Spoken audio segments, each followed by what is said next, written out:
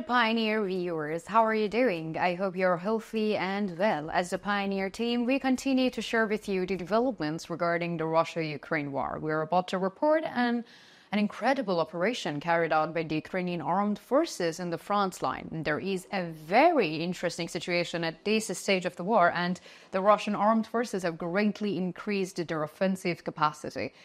This seems to be a bad situation, but this is not exactly the case, because despite the increased capacity of the Russian armed forces, the Ukrainian armed forces are still carrying out very effective attacks, and the Kharkiv offensive could end in a major disaster for the Russian armed forces. So the Ukrainian armed forces are inflicting heavy blows on the Russian army with weapons supplied by the United States, and this makes it clear that the American arms industry is still far ahead of the Russian armed industry. An air base was recently hit. ATACMS missiles were used to strike this air base. Most of the Russian equipment at the air base was destroyed, and Russia was shocked by this news. So what are the latest developments on this subject? Let's examine the developments together. Like always, before moving on to our report, I must make a small reminder. As the Pioneer team, we strive to bring you the latest developments in Russia-Ukraine war, so don't forget to subscribe to our channel and turn on notifications so that you don't miss our daily reports and explanations. I also read all of your comments on our videos. Please continue to share your ideas about our content in the comments, and tell us in the comments what content you would like to see on the Pioneer channel. Let's start, if you are ready, the Pioneer reports.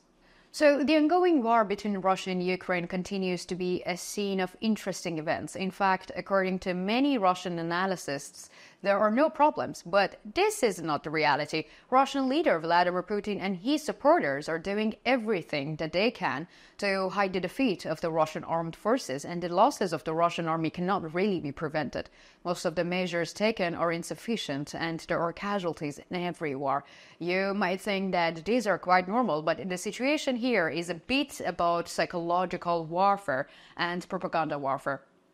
Because Russian leader Putin and his supporters have claimed for years, both in domestic politics and foreign policy, that the Russian armed forces are an invincible force. Even at the beginning of the war, Russian leader Putin and his team claimed that within a short period of time, the Russian armed forces would capture Kiev and dominate the historic Slavic capital. But Ukraine and the Ukrainian armed forces, having survived the initial shock of the invasion attempt and the war, so largely repelled the Russian army and managed to defend Kiev. The resistance that continues till today continues to deal heavy blows to the Russian armed forces with this momentum. So how long do you think this will continue? We're curious about your opinion on this issue, so please let me know, at least in the comments.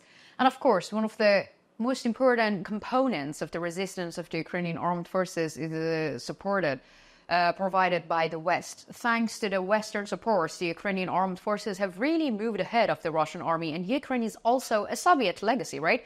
So therefore, most of their military equipment was from the Soviet era, but Western weapons were in better conditions than Soviet and the Russian weapons. Led to this higher intensity of resistance from the Ukrainian armed forces, the Russian armed forces, as you know, launched a Kharkiv offensive. But there was one fact that the Russian commanders failed to take into account when launching these offensives, and that was the defense capacity of the Russian armed forces was very low. And despite this fact, the Russian army, which opened a different front, suffered major blow, and Mospino military airbase in the occupied territory was hit by ATACMS missiles fired by the Ukrainian armed forces. So according to reports, several powerful explosions occurred at the Mospino military airbase. The balance sheet resulting from these explosions is said to be quite heavy for the Russian armed forces, and according to information obtained from the regional sources, the recorded losses of the Russian army are as follows. 2 S-300 and S-400 air defense missiles launchers, 96 L-6E radar and S-300 and S-400 control centers were destroyed. 1 S-300 and S-400 missiles launcher was also damaged. And it is reported that the Ukrainian armed forces carried out the attack with the ATACMS missiles, with 5 of them. And this is a very serious loss. The location of the Mospino military airbase is a critical area, as the Donetsk region is occupied occupied by the Russian armed forces for years before the Russian Federation supported the separatists there, and after the occupation they tried to assimilate the Ukrainians living in the region. These assimilation efforts did not yield results. Moreover, the Russian administration claimed that the Russian armed forces were here for security. However, the security did not materialize because the Ukrainian armed forces continued their attacks here without slowing down in order to recapture the lands that belonged to them. And the Russian armed forces are incapable of defending these territories. So the inadequacy of the Russian air defense is becoming clearer every day, and the Ukrainian armed forces are constantly overcoming Russian air defenses. This is a very important event because Russian leader Putin is constantly spreading propaganda to his own people and the entire world community.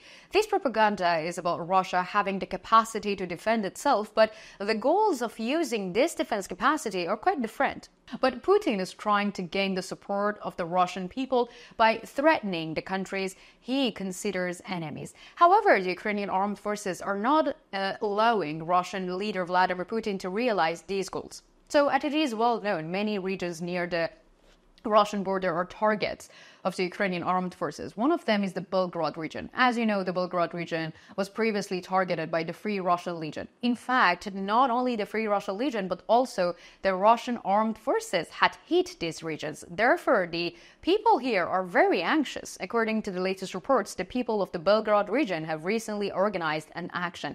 And this press release of this demonstration was as follows. So we are the Russian people, we are the people of this country, we are suffering because of a government that is incapable of protecting us, and we are not part of the war, but our own army and our own leader have made us part of the war. We don't want to be threatened anymore, but please don't make us part of this war, don't let our own army shoot us, and we want to trust our own army and our own country, but you're not giving us the opportunity to do so. Stop this war, give us a safe and peaceful environment, get Russia's children out of the country they have nothing to do with, and let them go home. And it was so sad, by the way, but what do you think? Do you think the ATACM's strikes carried out by the units of the Ukrainian armed forces are effective? And is there a chance for more ATACM's strikes, and what targets should they be aimed at? And what do you think about the demands of the Russian people to end the war? Do you think the Russian leader Vladimir Putin will accept these demands? The last one, can the war end because of the demands of the Russian people? Let me know in the comments, because you know that I read and I care a lot about all of your comments.